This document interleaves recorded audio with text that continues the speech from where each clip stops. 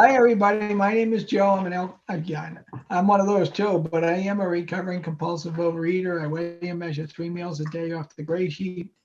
I write them down. I share them with my sponsor, and through the grace of God and this program, today I'm celebrating 4 years of abstinence, which I'm sure my lovely wife who's sitting next to me thought was a day that would never come. And I certainly didn't. And I certainly never really seriously thought that I would come to Gray Sheet again. And I'm very grateful that I have. Um, where I come from a house where food was uh, I guess it was used in a lot of different ways. Food was also hard to come by because we didn't have a lot of money. So when there was food, um, early on, I learned to eat as much as possible, as quick as possible, because there were 5 other kids besides me, and I wanted all mine. And I did the best I could to get my share, and I usually did. And and you know, as we went along, I mean, my mother always managed to feed us, and I'm grateful for that. And when there were leftovers, which there often were, she would always pile them on my plate and say, "Don't worry, Joey will eat them." And she used to refer to me as her swill bucket. And that was a hurtful thing. And my mom had a way of saying a lot of things like that, and it's just who she was. And through the grace of God, just a little aside, I've been sober for now 31 years, and last year I finally I was driving down to Massachusetts, and for some reason I got thinking about my mom and how I needed to forgive her. And I asked God to let me do that, and I did. And it took me that long to get there with that. And I just let it go and was able to feel my love for her again, and just put all that stuff, all those resentments and stuff that I had aside, and let them go. And that was an amazing gift of God. And I absolutely believe that happened because I'm abstinent now, because I've been sober for a long time. But there's a new level of feeling I've gotten to with abstinence that I just really wasn't anticipating. I wasn't expecting. Um, and it's awesome. And it's difficult all at the same time. So feelings are feelings, and I feel them. And sometimes I like that, and sometimes not so much. But I appreciate the fact that I can, and have come to a realization that when I put my trust in my higher power and I rely on my higher power, that I work with those things in a much healthier and much more beneficial way. Um, so anyways, I went through my childhood, and actually we were looking through some pictures so I could put some pictures up, and my high school picture came up. And many of you have heard me say it before, but there was there's this story I tell often to emphasize my dysmorphia with regards to how I view myself when I see myself. And I came home from college, and I had put on a lot of weight in college. It was probably 60, 70 pounds over the 4 years. And I was walking down the street in the housing project where I grew up, and a girl I had dated briefly was sitting on her stoop, and she said, "Hey, come on in and have a cup of tea. Let's catch up." And I came in, I went into her house, and we were just talking. She said, "I want to show you something." And she went in her room, and she got a picture, and she come out, and she had her thumb over the face of the person in the picture, and she held it up, and she said, "Who's that in the picture?" I looked at her. I said, "What are you talking? What are you doing? What is that?" And it was this guy that was buff. He had a six pack. He was, impressive. And I'm thinking to myself, geez, I wish I looked like that, And then she took her finger off of the head of the person in the picture, and it was me. And I, honest to God, never ever realized I looked like that. And I was just like, whoa, it just blew me away. Didn't get me to do much about it. I mean, I'm sure I went on one of my little runs. By that time, I had already given up on dieting, because I had figured out over the 4 years in college that I could lose weight quick. I could diet, I could exercise, I could lose the weight, but immediately after I went back eating the same way I would, and I'd always gain all the weight back plus an extra 20. So I was just done with diets. I just no, they don't work. They only end up worse in the end. When I proceeded to go through life as a heavy guy, and for the most part, I carried my weight well. I played basketball twice a week with my friends until the time I was 38 years old. I exercised in a lot of different ways, on and off, and carried the weight well. And when I had myself convinced and other people convinced that I was big boned, and it was just how I was supposed to be built. I was built just like my father. I was built like one of my brothers. We were built the same way. And I just was at a certain level of acceptance about it, or at least that's what I convinced myself of. So fast forward, I picked up drinking in my teens. That became, at least a close second in my addictions. I never not ate. You hear people with drinking problems don't eat. They don't do this. People who do other substances, they don't eat. I always ate. At the end of my whatever it was that I was doing, when I came home, the food came out.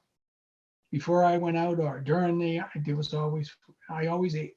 Nothing stopped me from eating. And I've come to understand that this was my first and primary addiction. And I'm just one of those people who's addicted to more. I can get addicted to anything, and I've picked up my cigar habit again recently, and I'm a little frustrated with that, but I'm praying on it, and I'll get there. It is what it is, and if that's the least of my problems today, I'm doing okay. So I went through all these. I had these goals of what I thought was going to make my life successful and happy, and I started to achieve them. I got a scholarship to go away to college. I went out to beautiful Springfield, Mass, and went to college and ran around there. That's where I discovered, that I had we had actual paper cards for our food tickets then. And there was all this food I'd never even been around, never saw, and I could have as much of it as I wanted for 2 hours every mealtime, and I took full advantage. And as I told you earlier, I put on a ton of weight in college. And it was considered one of the top physical education schools in the country. So I had plenty of people around me willing to encourage me to work on my weight. And I did. I exercised all the time while I was there. But, I outate my exercise. That's what really happened. And, in my body, I realize now my body processes things in a way where I'm going to save some. There's always some to pile on. And, and I did. I got married to a girl from Charlestown. I got a house in Charlestown. I got a job in Charlestown because that was my world and that was the only place I wanted to be. And I thought all this stuff would make me happy, and none of that happened. All came crashing down in 1991, actually. And, I lost that marriage. I lost the privilege of living in the house with my sons. I lost my job. I lost everything that was important to me. And I ate and I drank and I went to places that I had no business going to and doing things I had no business doing in a year that was really like my long bottom until I got sober. And that was through the grace of God by putting me in a job where they saw what I used to do. I was an alcoholism counselor out of college for 13 years. I knew all about this disease.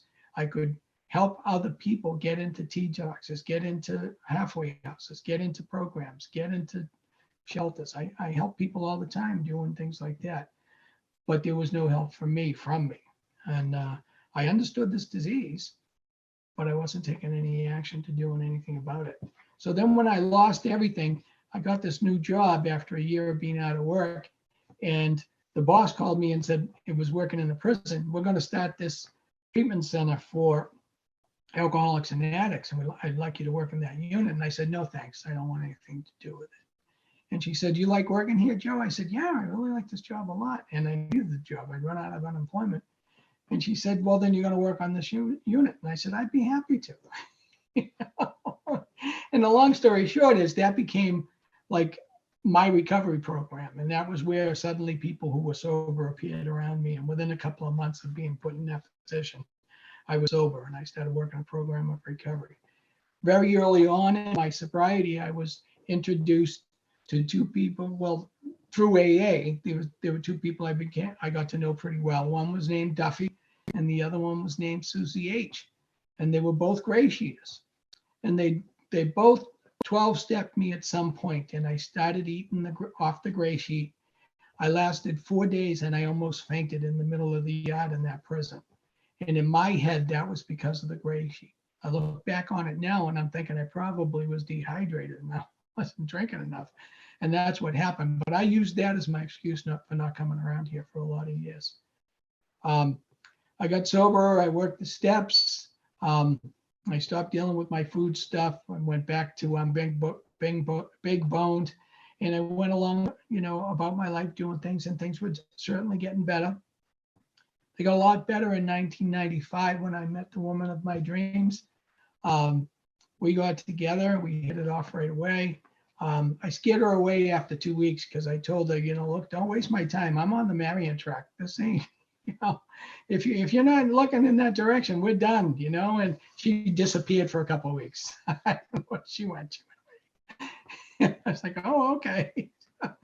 But she reappeared, thank you, God. And, we've been together ever since and been enmeshed in our programs in mostly a good way. My crazy matches her crazy and vice versa. And it's a wonderful thing. And, but shortly after we moved in together, she began having issues with her food, and she decided to do something. And she went into the other program for food, and she started losing weight. And then in the course of her doing that, there was a realization on my part that I needed to do something about my food too, and I followed her in. And that started a long process of me going in and out of that other program, and I had abstinence, I had success. I probably lost 100 pounds at least twice in that program, maybe more. And I was up and down. And I kept taking my will back. And for me, I believe I kept taking my will back because of two things.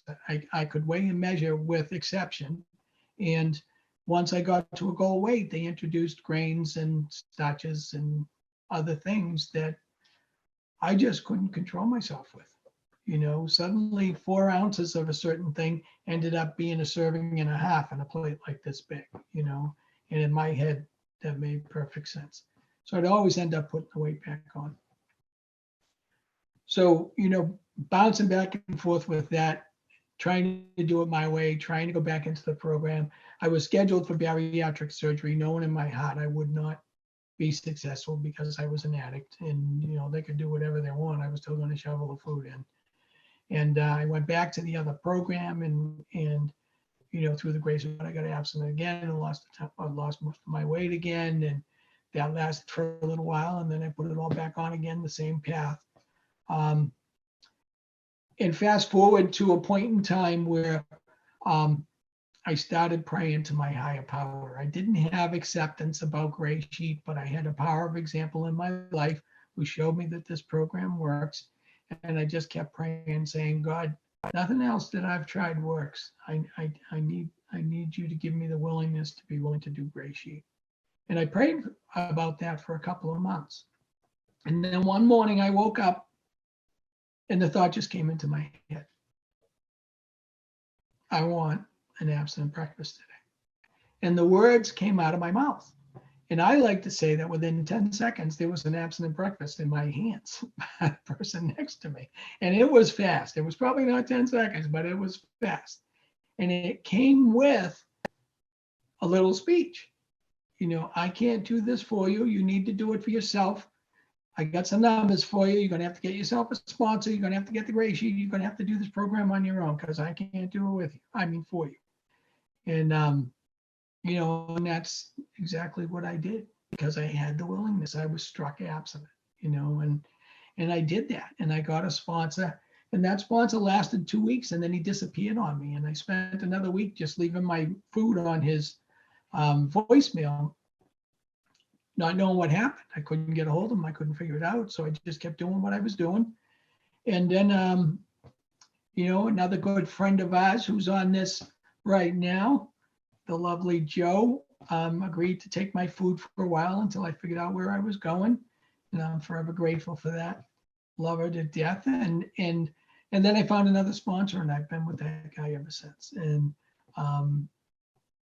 this journey has been amazing. I mentioned earlier about the feelings, and you guys have heard me talking about it over the last year and a half, maybe 2 years. There's been all of this feeling stuff for me, and all of it kind of came down to the underlying fear of everything. And I've had a lot of fears that I've had to deal with. And 1 minute. 1 minute. Okay, thank you. So, that's what I've been doing. I've been trusting and relying on my higher power. I've been working with my original AA sponsor around some of this stuff and working out of the big book on fears, and I've learned an awful lot about myself, and amazing things have been happening for me. I took this job as a substance abuse counselor. You might notice that I'm not wearing those neon shirts anymore. Now I got a collared shirt on. I went back to the office. I'm actually working on computers again. I'll probably get carpal tunnel, and I'm just I'm loving this job. I'm doing addictions counseling again, and I love it. And what, I had a lot of economic insecurity around that, and I was praying on it, and I was asking for help for it, and and it seemed like we were going to be okay. And then last week we got McKenna's tuition bill, and it was $3,500 less than we were expecting. I was like, I looked at her and I said, yeah, see, God's taking care of us. And she's like, she wanted to smack me, but she didn't. And, but that's the truth of it. Things are taking care of themselves because I'm not trying to run the show. And I'm very grateful for the life I have today. I'm so happy that I finally made it here. I have no regrets. I had to go through what I had to go through to get here, and it was what it was. And, I'm a happy, contented, sober, I see you there, Linda. Recovering compulsive overeater, and I belong to the best group on the planet. Thank you, guys. I love you all.